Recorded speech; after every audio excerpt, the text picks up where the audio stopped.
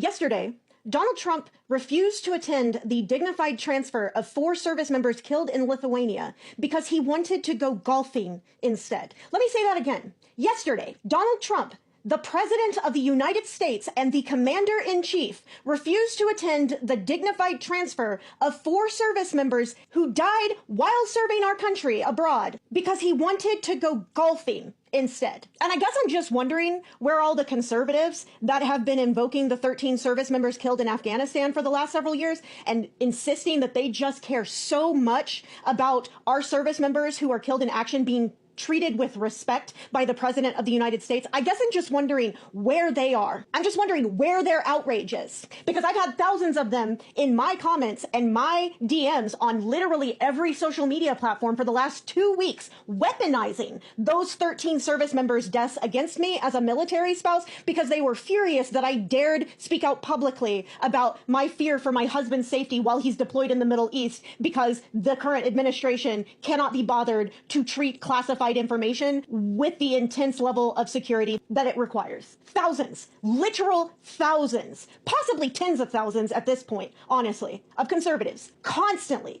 And if you don't believe me, go look at my comments on any other social media platform. Any post from the last several weeks, you scroll, you will see it over and over again. The 13 service members killed in Afghanistan. And of course, not a single one of these people could tell you a single name of those service members killed because they don't actually care about the service members who die. And that's why they won't even recognize these 4 service members who just lost their lives in service to our country. They won't say a damn word about them because it's not politically expedient. They can't weaponize it against someone. So instead, they'll just ignore that it's happening at all. And meanwhile, 4 families had to go receive the bodies of their loved one while the President of the United States and the Commander-in-Chief went golfing at a Saudi-backed golf tournament and then attended a $1 million per plate fundraising dinner as the bodies were being transferred. Donald Trump was charging people $1 million a plate to have dinner with him after 2 long days spent golfing. And to add insult to injury, his golf trip this weekend also costs veterans some of their health care because his trip this weekend was $4.2 million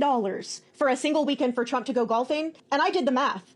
$4.2 million would have covered the salaries of at least 50 VA employees who have now been laid off instead, making the healthcare and benefits available to our veterans even worse. So when the people that served alongside the 4 service members killed, when they get back to the United States, if they're struggling with what they witnessed, if they're struggling with losing 4 of their friends, they're going to have a harder time getting through to the veteran crisis line because our country needed to save money by cutting the benefits available to our veterans, by laying off tens of thousands of employees from the VA so that we could turn around and spend that money for Donald Trump to go golfing with the Saudis for a weekend. Finally, Donald Trump may not give a shit, but I do. So I just want to take a moment to recognize those 4 service members. They are 25-year-old Staff Sergeant Jose Delanez Jr. from Joliet, Illinois, 25-year-old Staff Sergeant Edvin Franco from Glendale, California, 21-year-old Private First Class Dante Taitano from Dededo,